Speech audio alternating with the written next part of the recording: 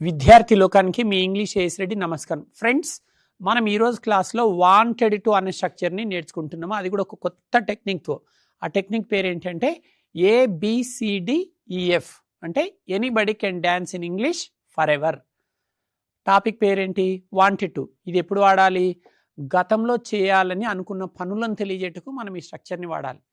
Wanted to is use to express a past desire or wish, అంటే గతంలో ఉండే కోరికలను కానీ గతంలో అనుకున్న పనులను కానీ తెలియజేస్తుంది.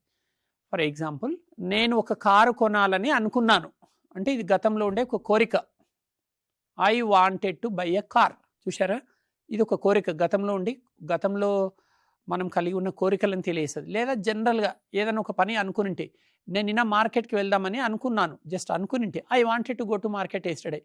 ఇలా గతంలో అనుకున్న పనులను కానీ గతంలో కలిగి ఉన్న కోరికలను కానీ తెలియజేయటకు మనం ఈ స్ట్రక్చర్ని వాడాలి. మరి ప్రతి మనిషికి ఒక గోత్రం ఎట్లుంటుందో ఇంగ్లీష్లో కూడా ప్రతి టాపిక్కి ఒక సూత్రం ఉంటుంది. మరి ఈ టాపిక్ యొక్క సూత్రం ఏంటంటే subject plus wanted to plus V1 plus extra words. Subject అంటే I, we, you, they, he, she, ఏ సబ్జెక్ట్ అయినా తీసుకోండి. సబ్జెక్ట్ వెంటనే వాంటెడ్ టు ఉండాలి. తర్వాత వర్బ్ యొక్క మొదటి రూపాన్ని తీసుకోవాలి. తర్వాత ఆబ్జెక్ట్ కానీ ఎక్స్ట్రా వర్డ్స్ కానీ. మీరు కోటి వాక్యాలు తీసుకున్నా సరే సబ్జెక్ట్ వెంటనే వాంటెడ్ టు రావాలి. తర్వాత వర్బ్ యొక్క మొదటి రూపం V2 రాదు, V3 రాదు. ఎన్ని కోట్ల వాక్యాలు రాసినా సరే వాంటెడ్ టు అనే టాపిక్ పైన మీరు రాసినా మాట్లాడినా వర్బ్ యొక్క మొదటి రూపాన్ని తీసుకోవాలి. వాంటెడ్ టు అనిపించింది అనుకోండి, వర్బ్ యొక్క మొదటి రూపం. ఎగ్జాంపుల్ చూడండి, అంటే మీరు యాక్టివైజ్లో కనుక వాక్యాలు మాట్లాడగలిగితే వాంటెడ్ టు వచ్చిందంటే ఓన్లీ V1. ఇప్పుడు కొన్ని ఎగ్జాంపుల్ చూద్దాం. నేను ఒక కారు కొనాలని అనుకున్నాను. నేను అంటే కదా సూత్ర ప్రకారంగా subject plus wanted to plus V1 plus extra words కదా. సూత్ర ప్రకారంగా వాక్యాలు చూడండి. I wanted to buy a car, అంటే నేను ఒక కారు కొనాలని అనుకున్నాను. Next, we wanted to buy a car, మేము ఒక కారు కొనాలని అనుకున్నాము. Next, you wanted to buy a car, మీరు ఒక కారు కొనాలని అనుకున్నారు. They wanted to buy a car, వారు ఒక కారు కొనాలని అనుకున్నారు. Next, he wanted to buy a car, అతడు ఒక కారు కొనాలని అనుకున్నాడు. She wanted to buy a car, ఆమె ఒక కారు కొనాలని అనుకుంది. ఇలా ఏ సబ్జెక్ట్ అయినా తీసుకోండి. షీ తర్వాత మై ఫ్రెండ్ అనుకోండి, నా ఫ్రెండ్ ఒక కారు కొనాలని అనుకున్నాడు. My friend wanted to buy a car. Next, third person plural చూద్దాం. నా ఫ్రెండ్స్ ఒక కారు కొనాలని అనుకున్నారు. My friends wanted to buy a car. So పేర్లు తీసుకున్నా అంతే. మీరు ఏ పేర్లు తీసుకున్నా సరే, అబ్బాయిల పేర్లు తీసుకున్నా, అమ్మాయిల పేర్లు తీసుకున్నా, థర్డ్ పర్సన్ సింగులర్ తీసుకున్నా, ప్లూరల్ తీసుకున్నా, ఏది వచ్చినా. ఫర్ ఎగ్జాంపుల్, భరత్ అనుకోండి. Bharat wanted to buy a car, Bharat ఒక కారు కొనాలని అనుకున్నాడు. నెక్స్ట్, దీప్తి అనుకోండి, ఒక అమ్మాయి పేరు. Deepti wanted to buy a car, Deepti ఒక కారు కొనాలని అనుకుంది. ఇలా మీరు ఏ సబ్జెక్ట్ తీసుకున్నా సబ్జెక్ట్ వెంటనే వాంటెడ్ టు వచ్చి V1 రావాలి. రైట్. సో ఇది వాంటెడ్ టు గురించి. గతంలో ఉండే కోరికలను కానీ గతంలో చేయాలని అనుకున్న పనులను కానీ తెలియజేయటకు ఇది వాడుతుంటాం. చాలా చాలా important. For example, I wanted to meet you yesterday but I had some important work అంటాం. నేను నిన్న మిమ్మల్ని కలుద్దామని అనుకున్నాను. I wanted to meet you yesterday. అట్లా ఏంటి, కారు కొంటామని చెప్పారు, కొనలేదు. అవును, కొందామని అనుకున్నాను కానీ కొనలేదు అంటాం. Yes, I wanted to buy a car. ఎందుకు సినిమాకి వస్తానని రాలేదు, వద్దామని అనుకున్నాను కానీ రాలేకపోయాను అంటాం. I wanted to come, I wanted to watch that movie but I couldn't watch, చూడలేకపోయాను, చూద్దామని అనుకున్నాను. ఇలా అనుకున్న పనులు అన్నీ చెప్పండి. మరి ABCDF టెక్నిక్ ఏంటో చూద్దాం. అంటే ఈ వాంటెడ్ టు అనే స్ట్రక్చర్ని ఉపయోగించి 6 రకాల వాక్యాలు మీరు మాట్లాడగలగాలి. ఇప్పుడు మీరు ఓన్లీ పాజిటివ్లే విన్నారు. సో కొంతమంది ఏం చేస్తున్నారు, వాంటెడ్ టు ఎలా నేర్చుకుంటున్నారు, సూత్రం నేర్చుకుంటున్నారు, నిర్వచనం నేర్చుకుంటున్నారు, దే, హీ, షిట్లతోటి ఓన్లీ పాజిటివ్ సెంటెన్సెస్. నేను సినిమా చూడాలనుకుంటున్నానంటే I wanted to watch a movie, we wanted to watch a movie, you wanted to watch a movie, they wanted to watch a movie, he wanted to watch a movie, she wanted to watch a movie. ఇలా ఇంకా అయిపోయింది ఈ topic అని అనుకుంటున్నారు. లేదు, చాలా ఉంది, కొంచెమే అయిపోయింది. అన్ని రకాల వాక్యాలు నేర్చుకోవాలి. చూద్దాం ఏమేమి వాక్యాలు ఉన్నాయి. ఇక్కడ ABCDF ఉన్నాయి కదా, 6 లెటర్స్ కనిపిస్తున్నాయి కదా. మనం వీటిని ఏం చేద్దామంటే 3 భాగాలుగా చేద్దాం. ఏని బిని పార్ట్ 1 అనుకుందాం. పార్ట్ 1లో మీకు ఏం కనిపిస్తున్నాయి, ABలు కనిపిస్తున్నాయి పార్ట్ 1లో. Part 2 C and D part 2 అనుకుందాం. Part 3 E and F, part 3లో E and F. First part 1లో ఏమున్నాయి, A అండ్ B ఉంది.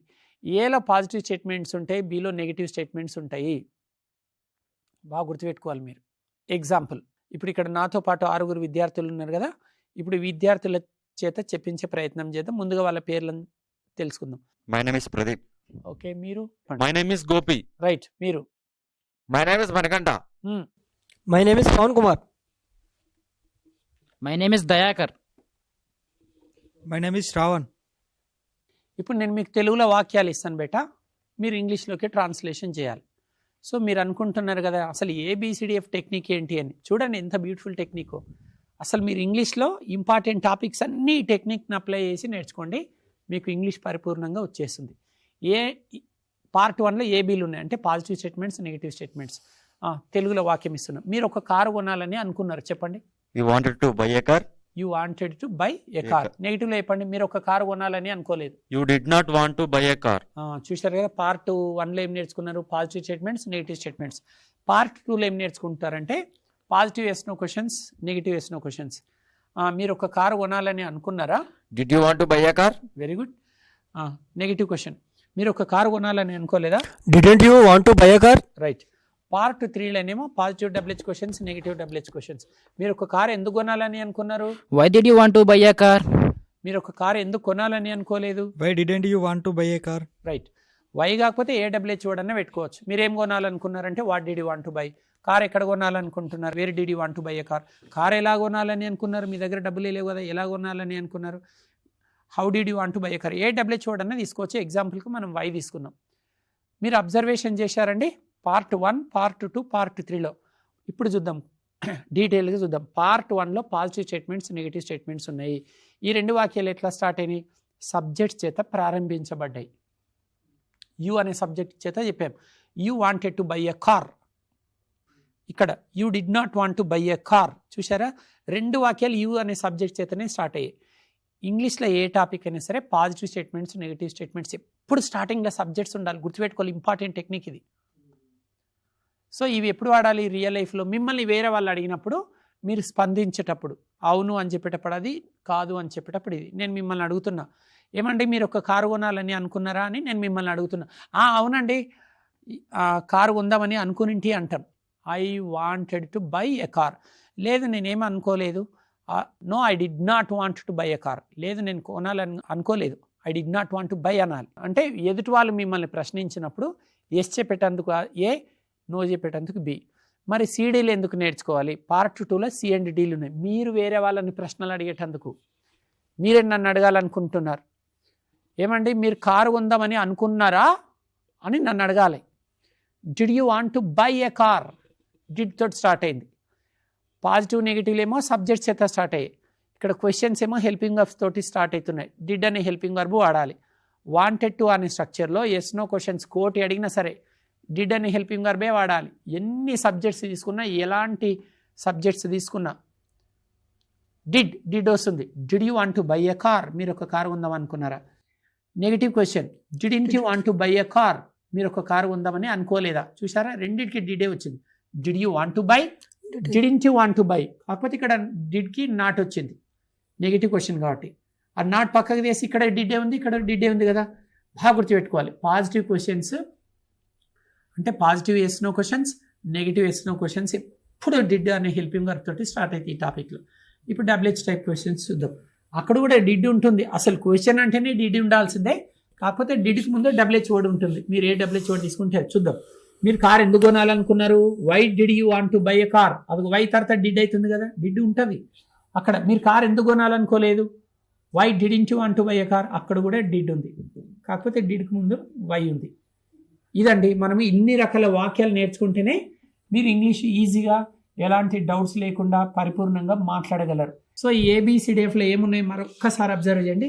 2 ఆన్సర్స్ ఉన్నాయి, 4 ప్రశ్నలు ఉన్నాయి. ABCDF అనగానే మీరేమనుకోలేదు తెలుసా? ABCDF ఇవి 6 లెటర్స్. మొదటి 2 ఏమో ఆన్సర్స్ ఉంటాయి, చివరి 4 ఏమో ప్రశ్నలు. First 2 sentences are answers, the last 4 sentences are questions. 2 జవాబులు, 4 ప్రశ్నలు. అంటే 2 రకాల జవాబులు ఉన్నాయి, 4 రకాల ప్రశ్నలు. సో ప్రతి టాపిక్లో 2 రకాల జవాబులు నేర్చుకోండి. ఎస్ చెప్పడం, నో చెప్పడం. అలాగే 4 రకాల ప్రశ్నలు అడగడం నేర్చుకోండి. 4 రకాల ప్రశ్నలను కూడా 2 parts చేస్తే ఎస్ నో క్వశ్చన్స్ ఒక రకమైన ప్రశ్నలు, డబ్ల్యూహెచ్ క్వశ్చన్స్ ఒక రకమైన ప్రశ్నలు అన్నమాట. ఇప్పుడు మనం ఏం చేద్దామంటే క్వశ్చన్స్ అడిగిన వెంటనే ఆన్సర్స్ ఎలా చెప్పాలో ప్రాక్టీస్ చేద్దాం. మీరు ఒక కారు కొనాలని అనుకున్నారా? Did you want to buy a car? Yes, I wanted to buy a car. ప్రశ్నలనేమో వాంట్ టు ఉంది, జవాబులనేమో వాంటెడ్ టు ఉంది. మీరు గమనిస్తున్నారా? టాపిక్ పేరు వాంటెడ్ అయినప్పటికీ ప్రశ్నలో వాంటెడ్ టు ఉంది, వాంటెడ్ టు లేదు. ఎందుకు? డిడ్ అనే హెల్పింగ్ వర్బ్ ఆల్రెడీ పాస్ట్లో ఉంది కాబట్టి డిడ్ యూ వాంటెడ్ టు అనొద్దు. బాగా గుర్తుపెట్టుకోవాలి. టాపిక్ వాంటెడే కానీ వాంట్ టు అనాలి. Did you wanted to buy అనొద్దు, did you want to buy అనాలి. ఆన్సర్లో అవును కాబట్టి yes I wanted to buy వస్తుంది. ఇప్పుడు they, Did they want to buy a car? Yes, they wanted to buy a car. He, Did he want to buy a car? Yes, he wanted to buy a car. She, Did she want to buy a car? Yes, she wanted to buy a car. Did you want to buy a car? No, I didn't want to buy a car. Did they want to buy a car? No, they did not want to buy a car. Did he want to buy a car? No, he did not want to buy a car. Did she want to buy a car? No, she did not want to buy a car. అంటే ఇప్పుడు yes no question చూశారు కదా. First ఈ అబ్బాయి అడిగినప్పుడు yes చెప్పడం నేర్చుకున్నారు, ఈ అబ్బాయి అడిగినప్పుడు ఈయన నో చెప్పాడు కాబట్టి ఇది కూడా నేర్చుకున్నారు. ఇలా పార్ట్ 2లో మీరు ఏం నేర్చుకుంటారు బేటా? ఎస్ నో క్వశ్చన్స్ ఎలా అడగాలి ఎదుటి వాళ్ళని. ఈ టాపిక్లో డిడ్ అనే హెల్పింగ్ వర్బ్ వాడి ఎస్ నో క్వశ్చన్స్ అడగాలి. జవాబులు ఎట్లా చెప్పాలో కూడా నేర్చుకున్నారు. ఇప్పుడు మనం ఏం చేద్దామంటే డబ్ల్యూహెచ్ క్వశ్చన్స్ నేర్చుకుందాం. డబ్ల్యూహెచ్ వర్డ్స్ వాడి ప్రశ్నించడం ఎలా. చివరిలో పార్ట్ 3లో ఏముంటాయి? ఈఎఫ్లు ఉంటాయి కదా. అంటే డబ్ల్యూహెచ్ వర్డ్స్ వాడి ప్రశ్నలు అడగడం ఎలా. రైట్. ఇప్పుడు డబ్ల్యూహెచ్ క్వశ్చన్స్ దే కానీ, హీ కానీ, షీ కానీ 4 సబ్జెక్ట్స్ అడగండి. What did you want to buy? What did you want to by అంటే నువ్వేం కొనాలనుకున్నావు? I wanted to buy a car. What did they want to buy? They wanted to buy a car. What did he want to buy? He wanted to buy a car. What did she want to buy? She wanted to buy a car. ఇప్పుడు what అనే WH word అయిపోయింది. Right. ఇప్పుడు ఇంకొక WH word కూడా చూద్దాం. అంటే డబ్ల్యూహెచ్లో ఇవి positive క్వశ్చన్సే, మనం నెగిటివ్ క్వశ్చన్స్ ఏం అడగట్లేదు. సో డబ్ల్యూహెచ్లో పాజిటివ్ క్వశ్చన్స్ ఇంకొక డబ్ల్యూహెచ్ వర్డ్ తీసుకుందాం. వేర్ అనే డబ్ల్యూహెచ్ వర్డ్ తీసుకో. పాజిటివ్ క్వశ్చన్సే అడగండి. మీరు ఎక్కడికి వెళ్ళాలని అనుకున్నారు? Where did you want to go yesterday? నిన్న మీరు ఎక్కడికి వెళ్ళాలనుకున్నారు? I wanted to go to America. వారు లాస్ట్ మంత్ ఎక్కడికి వెళ్ళాలనుకున్నారు? Where did they want to go last month? Very good. They wanted to go to China. Okay. Where did he want to go last month? పోయిన నెల ఎక్కడికి వెళ్ళాలనుకున్నాడు? Okay. He wanted to go to Afghanistan last month. Okay. last month. ఆమె నిన్న ఎక్కడికి వెళ్ళాలనుకుంది? నిన్న ఆమె. Where did she want to go yesterday? Very good. She wanted to go to South Africa. ఆమె సౌత్ ఆఫ్రికాకి వెళ్ళాలనుకుంది. Very good. సో ఇప్పుడు మీరు 2 రకాల ప్రశ్నలు చూశారు. అంటే ఎస్ నో క్వశ్చన్స్ అడగడం ఎలా, ఆన్సర్ చెప్పడం ఎలాగా. అలాగే డబ్ల్యూహెచ్ క్వశ్చన్స్ అడగడం ఎలా, జవాబులు చెప్పడం ఎలాగో చూశారు.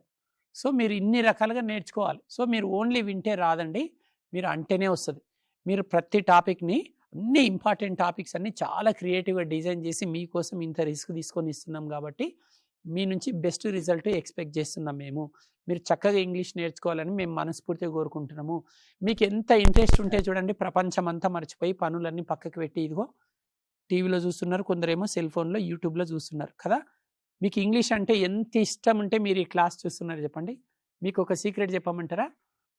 మీరు ప్రపంచం అంతా మర్చిపోయి ఇంకో 10 సంవత్సరాలు చూసినా మీరు విన్నది కనుక వేరే వాళ్ళతో అనకపోతే, అంటే మాట్లాడకపోతే రాదు. మీరు ఏ ఇంగ్లీష్ గురువునైనా కలవండి, మాట్లాడితేనే వస్తుంది. ఓన్లీ వింటే రాదు. మీరు ఏమైనా కాంపిటేటివ్ ఎగ్జామ్స్కి ప్రిపేర్ అవుతున్నారా చెప్పండి? ఏమైనా గ్రూప్ 2 ఎగ్జామ్కి ప్రిపేర్ అవుతున్నారా? సైలెంట్గా ఇట్లా కూర్చొని విని అక్కడ వచ్చే ఆబ్జెక్టివ్ బిట్స్ని చూసి గుర్తుపట్టి కాళ్ళు పూరించడానికి కాదు కదా. భాష కదా, మాట్లాడాలి, వినడం జరగాలి, అనడం జరగాలి. సో మీరు ప్రతి క్లాస్ని చివరి వరకు చూడండి. ఇప్పుడు ఈ క్లాసే చూసుకుందాం. వాంటెడ్ టు అనే స్ట్రక్చర్ని ఫస్ట్ 15 నిమిషాలేమో నేను ఎక్స్ప్లెనేషన్ చేశాను, నెక్స్ట్ 15 నిమిషాలు ప్రాక్టీస్ చేసి చూపించాం. అంటే ప్రాక్టీస్ అంటే ప్రశ్నలు ఎలా అడగాలి, జవాబులు ఎలా చెప్పాలో మీకు చక్కగా చూపించడం జరిగింది. సో మీరు కూడా ఇలా ప్రాక్టీస్ చేస్తేనే వచ్చేస్తుంది. ఇప్పుడు నేను కొన్ని తెలుగులో వాక్యాలు చెప్తాను, మీరు ఈ టాపిక్ అవసరం ఉందా లేదా చెప్పండి. నేను నిన్న ఒక సినిమా చూడాలని అనుకున్నాను అంటాం. అప్పుడు ఏమనాలి చెప్పండి? మీరు కామెంట్ బాక్స్లో టైప్ చేయండి, మీ ఆన్సర్ ఏంటి? నేను నిన్న ఒక సినిమా చూడాలని అనుకున్నాను. ఇలాగే 6 సెంటెన్సెస్ ఇస్తున్నాను. తర్వాత మేము నిన్న ఒక సినిమా చూడాలనుకున్నాము. నెక్స్ట్ మీరు నిన్న ఒక సినిమా చూడాలనుకున్నారు. వారు నిన్న ఒక సినిమా చూడాలని అనుకున్నారు. అతడు నిన్న ఒక సినిమా చూడాలని అనుకున్నాడు. ఆమె నిన్న ఒక సినిమా చూడాలని అనుకుంది. ఈ 6 వాక్యాలని ఇంగ్లీష్లోకి ట్రాన్స్లేషన్ చేసి కామెంట్ బాక్స్లో పోస్ట్ చేయండి. ఇవి అన్ని పాజిటివ్ సెంటెన్సెస్. మళ్ళీ ఇవే వాక్యాలను నెగిటివ్లో కూడా పోస్ట్ చేయండి చూద్దాం కామెంట్ బాక్స్లో. నేను నిన్న ఒక సినిమా చూడాలని అనుకోలేదు, మేము చూడాలని అనుకోలేదు, మీరు చూడాలని అనుకోలేదు, వారు చూడాలని అనుకోలేదు, అతడు చూడాలని అనుకోలేదు, ఆమె చూడాలని అనుకోలేదు. ఇవి negative sentences. A and B అయిపోయింది. ఇప్పుడు మీరు ఏం చేస్తారంటే సిలో క్వశ్చన్స్. మీరు నిన్న ఒక సినిమా చూడాలని అనుకున్నారా? 4 చాలు. వారు నిన్న ఒక సినిమా చూడాలనుకున్నారా? అతడు నిన్న ఒక సినిమా చూడాలని అనుకున్నాడా? ఆమె నిన్న ఒక సినిమా చూడాలని అనుకోలేదా? నెక్స్ట్ డీలో నెగిటివ్ క్వశ్చన్స్, నెగిటివ్ వేసిన క్వశ్చన్స్. మీరు నిన్న ఒక సినిమా చూడాలని అనుకోలేదా? వారు నిన్న ఒక సినిమా చూడాలనుకోలేదా? అతడు నిన్న ఒక సినిమా చూడాలని అనుకోలేదా? ఆమె నిన్న ఒక సినిమా చూడాలని అనుకోలేదా? ఈ వాక్యాలను కూడా ట్రాన్స్లేషన్ చేయండి. నెక్స్ట్ మీరు నిన్న ఒక సినిమా ఎందుకు చూడాలనుకున్నారు? వారు నిన్న ఒక సినిమా ఎందుకు చూడాలనుకున్నారు? అతడు నిన్న ఒక సినిమా ఎందుకు చూడాలనుకున్నాడు? ఆమె నిన్న ఒక సినిమా ఎందుకు చూడాలనుకుంది? ఈ 4 వాక్యాలను కూడా ట్రాన్స్లేషన్ చేయండి. చివరి 4 వాక్యాలు. మీరు నిన్న ఒక సినిమా ఎందుకు చూడాలనుకోలేదు? వారు ఎందుకు చూడాలనుకోలేదు? అతడు ఎందుకు చూడాలనుకోలేదు? ఆమె ఎందుకు చూడాలనుకోలేదు? సో ఇప్పుడు మీకు ఇచ్చిన వాక్యాలన్నీ ఇంచుమించు మీకు 15 వాక్యాలకు పైగానే ఇచ్చాను తెలుగులో. వీటన్నిటిని ఇంగ్లీష్లో ట్రాన్స్లేషన్ చేసి కామెంట్ బాక్స్లో పోస్ట్ చేయండి. ఇలా మీరు ప్రాక్టీస్ చేయండి. ప్రాక్టీస్ చేస్తేనే వచ్చేస్తుంది. ప్రతిరోజు ప్రాక్టీస్ చేస్తేనే మీకు భాష పైన పట్టు వచ్చేస్తుంది. సో ఫ్రెండ్స్, మీరు ఎలా ప్రాక్టీస్ చేసుకోవాలంటే ఇప్పుడు నేను దాదాపు ఒక 15 తెలుగు వాక్యాలు ఇచ్చాను కదా, అవి ట్రాన్స్లేషన్ చేసి కామెంట్ బాక్స్లో పోస్ట్ చేయండి. అయితే క్లాస్ అయిపోయిన వెంబడే మీరు ఒక ఫ్రెండ్ని తీసుకొని వచ్చుకొని అందుబాటులో ఉంటేనేమో తెచ్చుకోండి మీ ఇంటికి, అందుబాటులో లేకపోతే ఫోన్ చేసేసేయండి. ఫోన్ చేసి ఇప్పుడు మనం ఒక స్ట్రక్చర్ ప్రాక్టీస్ చేద్దాం. స్ట్రక్చర్ పేరు వచ్చేసి వాంటెడ్ టు. ఫస్ట్ మీరు ఎక్స్ప్లెనేషన్ చేయండి ఆయనకి. ఆయన వినలేదు కాబట్టి ఆయన కూడా వింటేనేమో డైరెక్ట్ ప్రాక్టీస్ చేయండి. ఆయన వినలేదు, మీరు ఎక్స్ప్లెనేషన్ చేయండి. వాంటెడ్ టు అనే స్ట్రక్చర్ని ఎప్పుడు వాడాలి అంటే గతంలో చేయాలని అనుకున్న పనులను తెలియజేటకు వాంటెడ్ టు వాడాలి. సూత్రం వచ్చి subject plus wanted to plus V1 plus extra words. నేను నిన్న మార్కెట్కి వెళ్ళాలని అనుకున్నాను. I wanted to go to market yesterday. నిన్న నేను మెన్షన్ చేయాల్సిన అవసరం కూడా లేదు. నేను మార్కెట్కి వెళ్ళాలని అనుకున్నాను. I wanted to go to market. మేము వెళ్ళాలని అనుకున్నాం మార్కెట్కు. We wanted to go to market. మీరు నిన్న మార్కెట్కి వెళ్ళాలి, మీరు మార్కెట్కి వెళ్ళాలని అనుకున్నారు. You wanted to go to market. వారు మార్కెట్కి వెళ్ళాలని అనుకున్నారు. They wanted to go to market.